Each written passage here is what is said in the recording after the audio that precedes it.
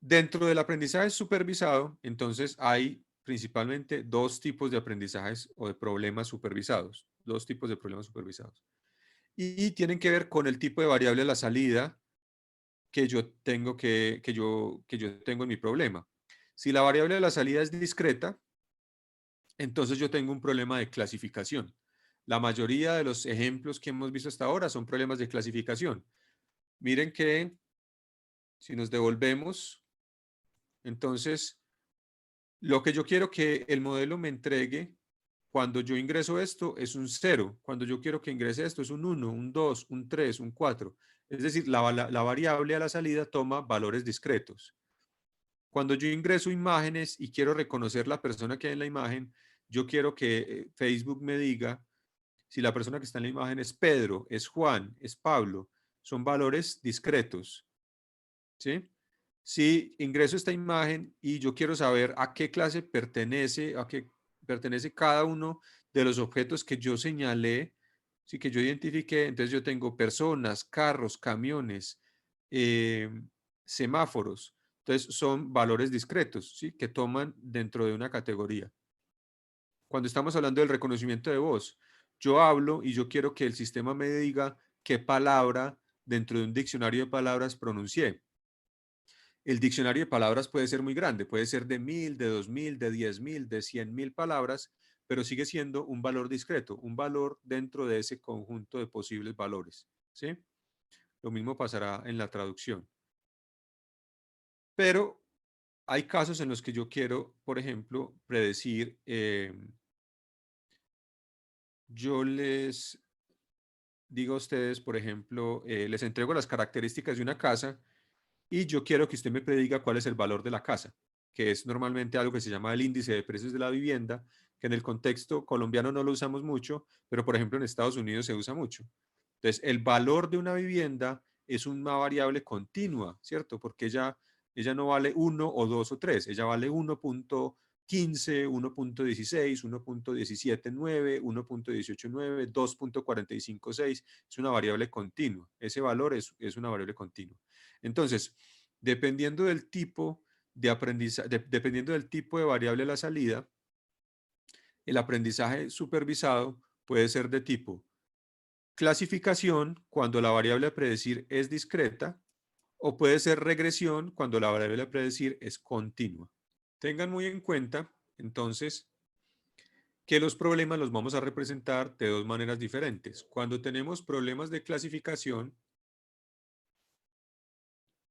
nosotros vamos a utilizar esta gráfica que estamos viendo aquí. Esta gráfica se llama un diagrama de dispersión. Listo. En el eje X y en el eje Y tenemos características. Entonces quiere decir que este es un diagrama de dispersión de un problema de dos variables. ¿Sí? Entonces, en este caso, es un problema de dos variables. Y tenemos puntos de tres colores diferentes. ¿Qué representa cada uno de los puntos en este diagrama? Una muestra, ¿cierto? Entonces, cada muestra, en este caso, está compuesta por dos variables, es un vector de dos valores. Entonces, su valor de la característica 1 está en el X1, en el eje X, perdón, y su valor de la característica 2 está en el eje Y, ¿cierto? Y miren que hemos pintado los puntos de tres colores diferentes. ¿Por qué? Entonces, como este es un problema de clasificación, donde cada una de las muestras va a estar asociada a una clase y la clase es un valor discreto, ese valor discreto lo podemos pintar con un color diferente. Eso quiere decir que en este caso, por ejemplo, tenemos un problema de clasificación de tres clases. ¿Listo? En particular, el que estamos observando aquí es un problema de clasificación que se conoce como el problema de la base de datos IRIS. Es una base de datos muy conocida. Es una base de datos real, pero ya se considera como un toy problem o un problema de juguete eh, que contiene información de orquídeas. Las clases son tres orquídeas diferentes. La Iris setosa, versicolor y virsinica. Y cada una de las muestras tiene 4 variables.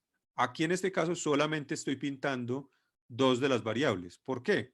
Porque no puedo pintar las 4. Si pinto las 4, perdón, no puedo graficar puntos en dimensión 4. Puedo graficar los puntos en dimensión 2. Podría graficar, por ejemplo, las diferentes parejas. Podría graficar la característica 1 con la 2, la 1 con la 3, la 1 con la 4, la 2 con la 3, etcétera. Eso lo podría hacer. Pero entonces es muy importante que ustedes empiecen a tener claridad de que estas muestras tienen dimensión 4. Lo que vamos a analizar, que normalmente va a estar en dimensión 2 para poder entender cómo funcionan los algoritmos, luego lo vamos a aplicar a las muestras con todas sus variables y va a funcionar también en dimensión 4, 5, 6, 7, lo que sea, aunque no lo podamos observar. ¿Listo? Entonces, en un diagrama de dispersión, nosotros podemos ubicar los puntos, que son las muestras, y en los ejes van a estar las variables y en los colores van a estar las diferentes clases. ¿Listo? En cambio, si trabajamos un problema de regresión, entonces el problema de regresión se va a ver de esta manera, ¿cierto? Este es un diagrama más convencional a lo que nosotros hemos usado de pronto en alguna otra asignatura.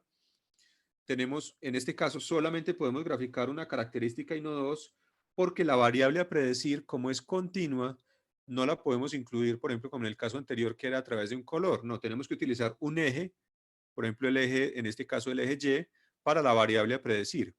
Entonces, solamente vamos a graficar casos en los que tengamos característica 1 y variable a predecir, y en algunos casos vamos a hacer gráficas en 3 dimensiones. Entonces, vamos a tener característica 1, característica 2 y la variable a predecir en el eje 3. Entonces, vamos a ver la función que vamos a tratar de construir como una superficie. Pero ya, eso es lo máximo que vamos a poder visualizar. O sea, 2 variables de entrada más la variable a predecir. ¿Listo? En este caso, en el caso anterior, el problema de clasificación, entonces miren en qué consiste. El problema de clasificación consiste en cómo diseño un sistema que diferencie los puntos verdes de los puntos azules de los puntos grises. En eso va a consistir un problema de clasificación. ¿Cómo hago yo para que mi sistema sea capaz de diferenciar los puntos en estos 3 colores?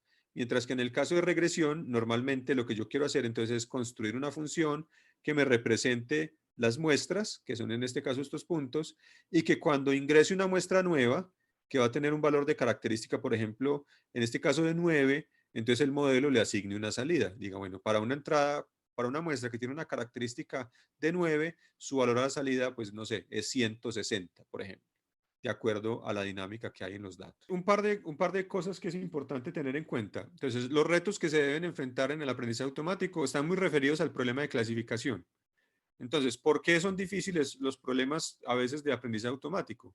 Porque podemos tener variabilidad intraclase. Entonces, supongamos que tenemos un problema de reconocimiento de personas por sus imágenes de rostro.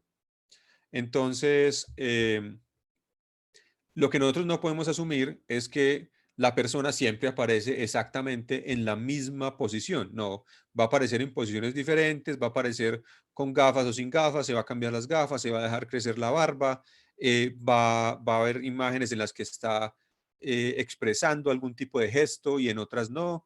En fin, hay una variabilidad dentro de las personas que están en la imagen. ¿Eso se traduce en qué?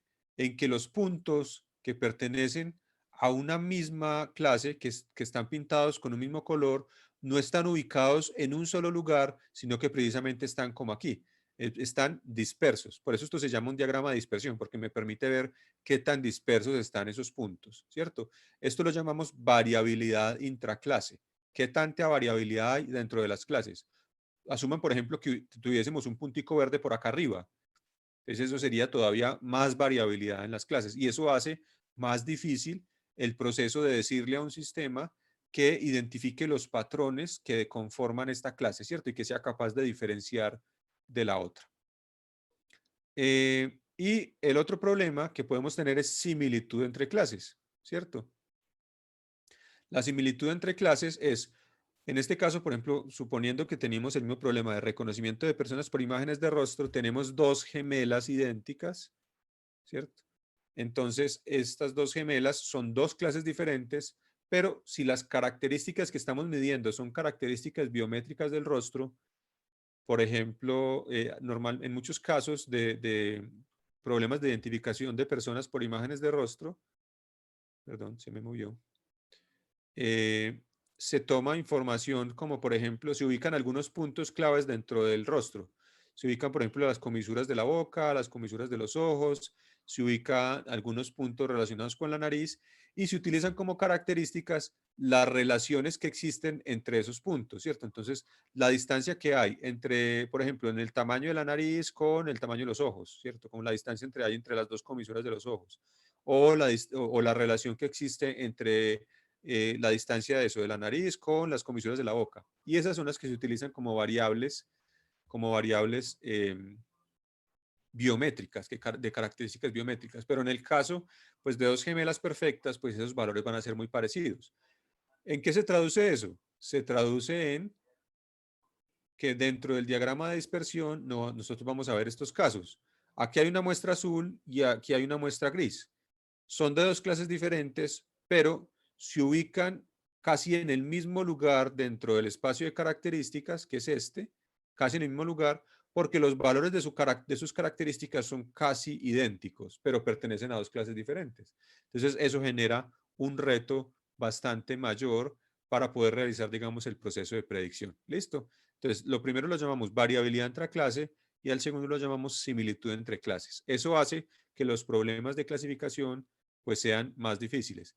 Si no tuviéramos esto y cada una de las clases se agrupara muy bien en diferentes regiones del espacio, resolver el problema sería mucho más sencillo.